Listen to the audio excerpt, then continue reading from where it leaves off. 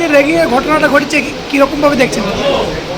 আমি দেখেছি এটা পেপারে, নিউজ পেপারে আমি দেখেছি এবং ওদের সাথে আমার কথাও হয়েছে, যারা অথরিটি আছে ওখানে। তো ওরা এখন সেই নিয়ম অনুসারে ওরা যা করার করেছে। এবং এই র্যাগিংয়ের বিষয়টা কিন্তু ঠিক নয়। এখন তো আর অনেকগুলো আইনের বিষয় চলে এসছে।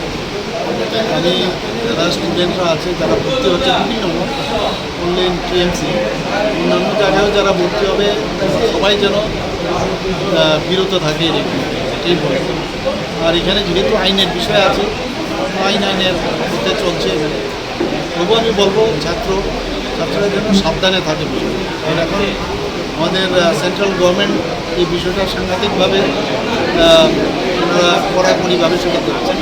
র্যাগিং কোনো অবস্থায় কোনো ইনস্টিটিউশনের জন্য না।